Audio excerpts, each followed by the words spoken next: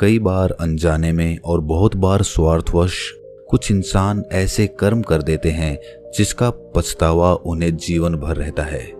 लालच और स्वार्थ से भरे हुए कर्म हो सकता है कि आपको थोड़ी देर के लिए फायदा पहुंचाए, लाभ पहुंचाए, आनंद प्रदान करें, लेकिन ऐसे कर्म करने के बाद आपका मन बोझिल होने लगता है। दूसरों को सताकर, दूसरों को दुखी करके उनसे लाभ हासिल करना आपके जीवन को सुखी नहीं बना सकता। सुखी रहने के लिए ये जरूरी है कि हम दूसरों को भी सुख पहुंचाएं, क्योंकि जिस प्रकार के कर्म हम करते हैं वही कर्म लौटकर वापस हमारी जिंदगी में आते हैं। सभी शिष्य अपने गुरु के इस उपदेश को बड़े ध्यानपूर्वक सुन रहे थे। एक शिष्य ने ये उपदेश सुनने के बाद अपने गुरु से सवाल किया कि गुरुदेव, हमारे आश्रम में बहुत सारे मच्छर हैं। जब हम रात को सोने की कोशिश करते हैं तो यही मच्छर हमें परेशान करते रहते हैं, तो मजबूरीवश इन मच्छरों को हमें मारना ही पड़ता है। उसी प्रकार अपनी फसल की देखभाल करने के लिए एक किसान को अपनी फसल को जानवरों से बचाकर रखना होता है, या फिर एक सेठ को अच्छे से काम करने के लिए अपने कारीगरों से अच्छे तरीके से काम लेना पड़ता है। इसीलिए उसे कभी कभी उन्हें डांट फटकार भी लगानी पड़ती है, जिससे उनका मन दुखी होता है। गुरुदेव, मैं आपसे ये पूछना चाहता हूँ कि अच्छा और बुरा कर्म क्या होता है, क्योंकि अगर हम मच्छरों को नहीं मारेंगे, दूर नहीं भगाएंगे, तो वो हमें सोने ही नहीं देंगे। उसी प्रकार कुछ जानवर ऐसे होते हैं जिनसे इंसान को भी खतरा होता है। अगर इंसान उनको नहीं मारेगा तो वो इंसान को मार डालेंगे। गुरु ने मुस्कुराते हुए एक पेड़ की तरफ इशारा किया जिस पर बहुत सारे कांटे उगे हुए थे। गुरु ने सभी शिष्यों को समझाते हुए कहना शुरू किया कि इस पेड़ को ध्यान से देखो, तुम्हें क्या दिखाई दे रहा है। एक शिष्य ने कहा कि गुरुदेव, पेड़ बहुत बड़ा है। तो दूसरे शिष्य ने कहा कि गुरुदेव, पेड़ पे बहुत अच्छे फल लगते हैं। तीसरे शिष्य ने कहा कि गुरुदेव, पेड़ की छांव बहुत अच्छी है। एक और शिष्य ने बिल्कुल ही अलग जवाब दिया। उसने कहा कि गुरुदेव, इस पेड़ की लकड़ी बहुत महंगी है, बाजार में अच्छी कीमत मिलती है इस पेड़ की। गुरु ने सभी शिष्यों से सवाल किया कि मान लीजिए कोई लकड़हारा इस पेड़ की लकड़ी काटने के लिए आता है और उसे कांटा लग जाता है, तो क्या इस पेड़ ने कोई गलती की? क्या इस पेड़ का वो बुरा कर्म कहलाएगा? गुरु ने सभी को समझाते हुए कहना शुरू किया कि प्रकृति इन पेड़ पौधों को भी ताकत देती है खुद की रक्षा करने की। ये कांटे इस पेड़ पर इसीलिए उगे हुए हैं ताकि ये अपनी रक्षा कर सके, और अगर अपनी रक्षा करते हुए ये किसी को हानि भी पहुंचा देता है तो वो बुरा कर्म कैसे हो सकता है? क्योंकि इसका सर्वप्रथम कर्तव्य यही है कि पहले वो खुद की रक्षा करे, क्योंकि जब ये खुद की रक्षा कर पाएगा तभी तो दूसरों को फल प्रदान कर पाएगा। इसीलिए खुद की रक्षा के लिए किया हुआ कर्म कभी भी बुरा कर्म नहीं होता है। गुरु ने कहा कि जीवन एक द्वंद्व है। यहाँ पर अच्छा कर्म और बुरा कर्म इतना साफ नहीं होता है। आसानी से तुम निर्णय नहीं ले पाओगे कि अच्छा कर्म क्या है और बुरा कर्म क्या है। उसके लिए तुम्हें तर्क शक्ति का इस्तेमाल करना होगा। जब हम किसी हिरण को शेर का निवाला बनते हुए देखते हैं तो हमारे दिल में बहुत करुणा उठती है। उस शेर के प्रति हमारे मन में नफरत पैदा होती है। लेकिन समझने की बात यह होती है कि शेर का शिकार तो हिरण ही है। अगर वो हिरण का शिकार नहीं करेगा तो भूख से खुद मर जाएगा। तो इसमें शेर गलत कैसे हो सकता है?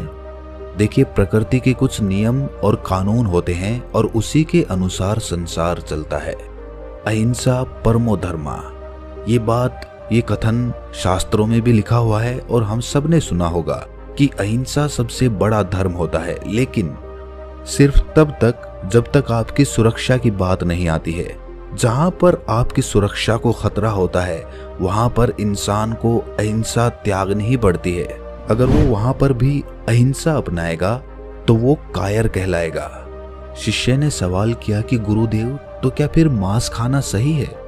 क्योंकि मांस भी तो हम अपनी भूख मिटाने के लिए ही खाते हैं, और अगर हम अपनी भूख नहीं मिटाएंगे तो हम तो मर जाएंगे। तो इस प्रकार तो मांस खाना भी सही हुआ। गुरु ने कहा कि एक शेर के लिए मांस खाना सही है क्योंकि उसके पास कोई दूसरा विकल्प नहीं है, लेकिन हमारे पास विकल्प होते हैं। हम सिर्फ अपने स्वाद के लिए मांस खाना पसंद करते हैं, और सिर्फ अपने स्वाद के लिए किसी असहाय प्राणी की हत्या कर देना कहां से उचित हो सकता है? हाँ, तुम्हारा मांस खाना सही हो सकता था अगर तुम्हारे पास दूसरा कोई विकल्प नहीं होता, लेकिन अभी तुम्हारे पास विकल्प मौजूद हैं। गुरु ने सभी शिष्यों को समझाने के लिए एक कहानी सुनानी शुरू की।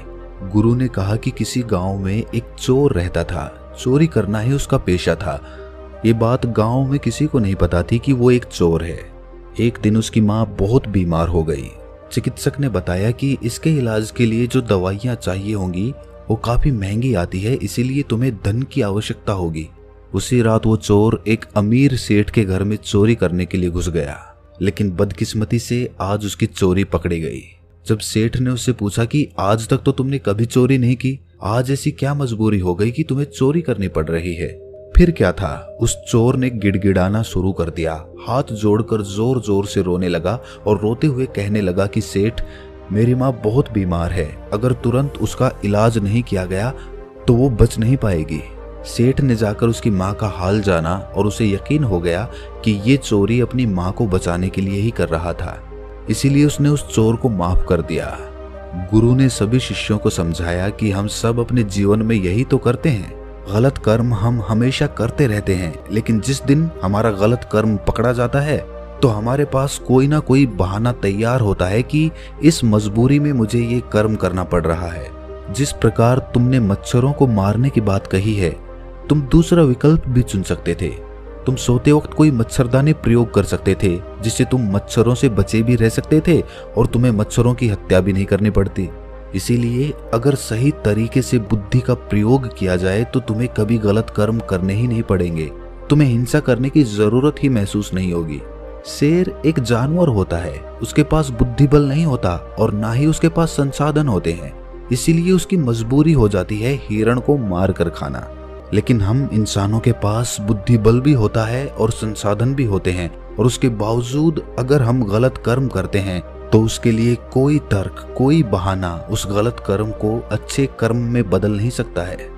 एक सेठ अपने कारीगरों से प्रेम से भी काम ले सकता है, लेकिन अहंकारवश अपनी सत्ता को स्थापित करने के लिए वो अपने कारीगरों को डांटता और फटकारता रहता है। अपने आप को ऊंचा और उनको नीचा दिखाने का प्रयास करता रहता है, और फिर ये तर्क भी दे देता है कि मेरी मजबूरी है ये करना कौन चाहता है, मेरा तो यही कर्म है, अगर मैं इसे ही अच्छे तरीके से नहीं करूंगा तो परमात्मा बुरा मान जाएगा। गुरु ने सभी शिष्यों को समझाया कि कभी भी अपने गलत कर्म को सही साबित करने का प्रयास मत करो। ये अहंकार का रूप होता है। आपका अहंकार जो होता है वही गलत कर्म को सही साबित करना चाहता है। वो सोचता है कि मैं गलत कैसे हो सकता हूँ, और यहीं पर आप अपने अहंकार को बढ़ावा देते चले जाते हैं। अगर कोई गलती हुई है तो उसे स्वीकार करो। जब तुम किसी गलती को अपने मन से स्वीकार कर लेते हो तो तत्क्षण वो गलती भविष्य में दोहराई नहीं जाती है। एक शिष्य ने गुरु से सवाल किया कि गुरुदेव, अगर किसी से अतीत में गलत कर्म हुए हैं, गलतियां हुई हैं, तो उन गलतियों को कैसे ठीक किया जा सकता है? कृपया इस पर प्रकाश डालें। गुरु ने कहा कि सबसे पहले तो ऐसे इंसान जो खुद की गलतियों को स्वीकार कर लेते हैं वो बहादुर होते हैं, क्योंकि हर एक इंसान अपनी गलती को स्वीकार नहीं कर पाता। और अगली बात समझने की ये होती है कि इंसान गलतियों का पुतला ही होता है। अगर इंसान गलती नहीं करेगा तो उसका विकास कैसे होगा? गलतियां कर करके ही इंसान गलतियों से पार हो जाता है। अगर एक बार कोई गलती हो गई है तो वो माफ की जा सकती है, लेकिन बार बार कोई गलती कर रहा है तो वो आदमी मूर्ख होता है। ऐसा इंसान बेहोशी में अपना जीवन जी रहा है और उसका विनाश निश्चित है। गलतियां करो, लेकिन हर बार नई गलती करो, पुरानी गलती को मत दोहराओ, उसी से तुम्हारा विकास हो सकता है। गलतियों से जीवन में अनुभव जुड़ते जाते हैं, और जितना अनुभवी एक इंसान होता जाता है उसकी बुद्धि उतनी ही तेज होती जाती है।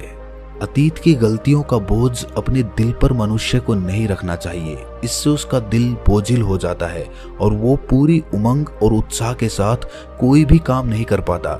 जब भी वो कोई नया काम शुरू करने की कोशिश करेगा तो वही गलतियां उसके सामने आकर फिर से खड़ी हो जाएंगी और वो कोई भी नया काम शुरू नहीं कर पाएगा। और अगर वो कोई नया काम शुरू नहीं करेगा तो उससे नई गलतियां नहीं होंगी, और अगर नई गलतियां नहीं होंगी तो उसका विकास कभी नहीं होगा। इसीलिए गलतियों से डरने की जगह उनसे सीख लेना सीखो। और फिर देखो कि तुम्हारा जीवन कैसे चमत्कारिक रूप से बदल जाता है। जीवन प्रतिपल बदल रहा है, शायद हमें उसका एहसास नहीं होता। आने वाले हर एक पल के साथ हम और बूढ़े होते जाएंगे, मौत के और करीब होते जाएंगे, लेकिन हमें उसका एहसास नहीं होता।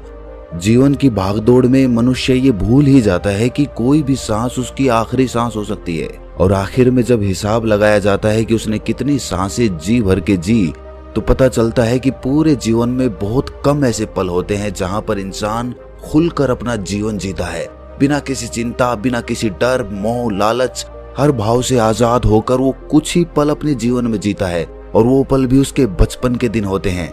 बचपन के दिन बीतने के बाद हमारे अंदर कितने भारी बदलाव आते हैं, ये हम सब जानते हैं, हम सब साक्षी हैं उसके। जीवन का हर एक पल मुक्त होकर जिया जा सकता है, लेकिन जरूरत होती है सही कर्मों की। कर्मों के बारे में सही ज्ञान होने पर आदमी के अंदर के द्वंद्व खत्म हो जाते हैं, और जब द्वंद्व खत्म होते हैं तब शंका मिटती है, और शंका मिटने के बाद इंसान का एक नया जन्म होता है। आज तक हम शंका यानी कि संशय में ही तो जीते आए हैं। ये खरीदूं, वो ना खरीदूं, इससे बात करूं, उससे बात ना करूं। हर चीज में हमारे दो पहलू होते हैं, हर विचार हमारा बटा हुआ होता है। इसीलिए हम कोई भी निर्णय पूरे मन से नहीं ले पाते, हर निर्णय आधा अधूरा रहता है, और इसीलिए हमें अपने जीवन में कभी सफलता नहीं मिल पाती। लेकिन एक बार अगर आपको समझ में आ जाए कि क्या सही है क्या गलत है, तो आपके मन में से सारा संशय दूर हो जाएगा, और वो संशय दूर होने के बाद सफल होने से कोई नहीं रोक सकता आपको। अपने विवेक का इस्तेमाल करना सीखिए, बुद्धि का उच्चतम प्रयोग करें, तभी आपको पता चलेगा कि क्या सही है क्या गलत है। हर समय सही और गलत का निर्णय इतना आसान नहीं होता है, क्योंकि दुनिया में, असल दुनिया में सब कुछ इतना साफ साफ नहीं होता। हमें चुनाव करना पड़ता है, हमें अपनी बुद्धि का प्रयोग करना पड़ता है, विवेक का इस्तेमाल करना पड़ता है, तब जाकर हम कहीं ये निश्चय कर पाते हैं कि क्या सही है और क्या गलत है। और यकीन मानिए, अगर आपने सही कर्मों की धारा पकड़ ली तो आपका जीवन धन्य हो जाएगा, क्योंकि जीवन में जो करने योग्य होता है वो सही कर्म होता है। लेकिन अधिकतर लोगों को सही कर्म का मतलब ही नहीं पता होता। कर्म तो हम सभी करते हैं, लेकिन परिणाम हर किसी को नहीं मिलता। परिणाम सिर्फ उन्हें ही मिलता है जो परिस्थितियों के अनुसार सही कर्म करने का साहस दिखाते हैं, जो चिंतन करके ये जान पाते हैं कि कर्म का सिद्धांत क्या होता है और अलग अलग कर्मों का हमारे जीवन पे क्या असर पड़ता है। जब इंसान भली भांति अपनी दृष्टि से ये सब देख लेता है, तब उसका कर्मों के बारे में सारा संशय दूर होने लगता है, और तब धीरे धीरे अनुभव के साथ उसे पता चलता जाता है कि जो कर्म वो कर रहा है वो किस श्रेणी के कर्म है। क्योंकि 3 श्रेणियां होती हैं, उच्चतम श्रेणी, मध्यम श्रेणी और न्यूनतम श्रेणी। जो मनुष्य बिना किसी लालच, मोह या द्वेष के कोई निर्णय करता है, कोई कर्म करता है, तो ऐसा कर्म हमेशा उच्चतम श्रेणी में आता है। और जो इंसान दूसरों को दुखी करने के लिए अपने मोह, अपने लालच और अपने द्वेष के अभिभूत होकर कर्म करता है, वो न्यूनतम श्रेणी में आता है। अब आपको खुद आकलन करना है कि जो भी आप कर्म करते हैं वो किस श्रेणी में आते हैं, और अगर वो श्रेणी न्यूनतम है तो उसे उच्चतम लाने का प्रयास कीजिए, तभी आपका जीवन बदलेगा। वरना तो जीवन भर आपके कर्म आपको प्रभावित करते रहेंगे, आपको दुखी करते रहेंगे। अपनी बात को खत्म करते हुए गुरु ने आखिर में कहा कि जो भी गलतियां करो होश पूर्वक करो, बेहोशी में नहीं। और होश जीवन में तभी जागृत होता है जब तुम ध्यान की अवस्था में प्रवेश करते हो। इसके बाद सभी शिष्य अपने गुरु के निर्देशों के अनुसार ध्यान में प्रवेश कर जाते हैं। तो दोस्तों, कैसी लगी ये कहानी आपको कमेंट सेक्शन में जरूर बताना, और अच्छी लगी हो तो इस चैनल को सब्सक्राइब करके नोटिफिकेशन बेल को जरूर प्रेस कर देना। तो मिलते हैं अगली कहानी में, तब तक के लिए अपना ख्याल रखें।